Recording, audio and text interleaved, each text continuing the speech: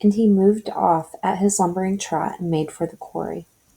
Having got there, he collected two successive loads of stone and dragged them down to the windmill before retiring for the night.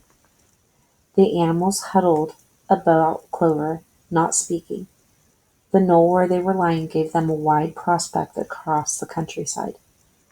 Most of Animal Farm was within their view, the long pasture stretching down to the main road, the hayfield, the spinney, the drinking pool, the ploughed fields where the young wheat was thick and green, and the red roofs of the farm buildings with the smoke curling from the chimneys.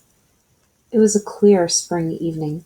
The grass and the bursting hedges were gilded by the level rays of the sun.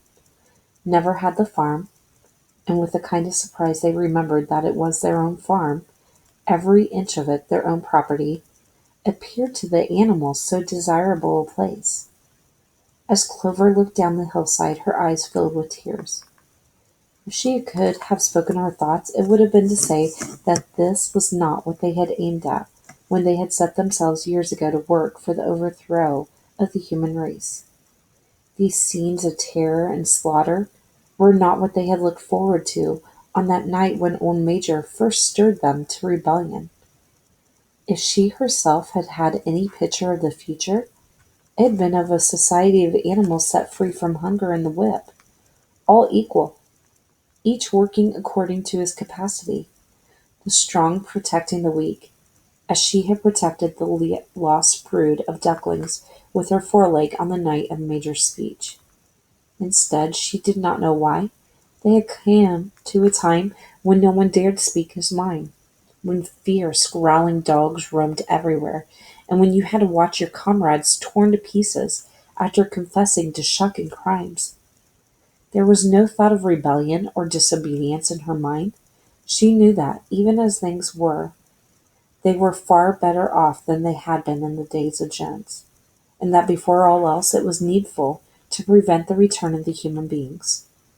Whatever happened, she would remain faithful, work hard, carry out the orders that were given to her, and accept the leadership of Napoleon. But still, it was not for this that she and all the other animals had hoped and toiled. It was not for this that they had built the windmill and faced the bullets of Jones's gun. Such were her thoughts, though she lacked the words to express them. At last, feeling this to be in some way a substitute for the words she was unable to find, she began to sing Beasts of England. The other animals sitting round her took it up, and they sang it 3 times over, very tunefully but slowly and mournfully, in a way they had never sung it before. They had just finished singing it for the 3rd time when Squealer, attended by 2 dogs, approached them with the air of having something important to say. He announced that, by a special decree of Comrade Napoleon, Beasts of England had been abolished. From now onwards it was forbidden to sing it. The animals were taken aback. "Why?" cried Muriel. "It's no longer needed, comrade," said Squealer stiffly. "Beasts of England" was the song of the rebellion. But the rebellion is now completed. The execution of the traitors this afternoon was the final act. The enemy, both external and internal, has been defeated. In Beasts of England we expressed our longing for a better society in days to come. But that society has now been established. Clearly the song has no longer any purpose. Frightened though they were, some of the animals might possibly have protested, but this moment the sheep set up their usual bleating of 4 legs good, 2 legs bad, which went on for several minutes and put an end to the discussion. So, Beast of England was heard no more.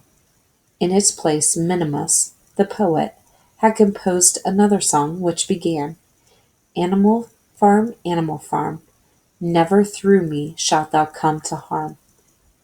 And this was sung every Sunday morning after the hoisting of the flag.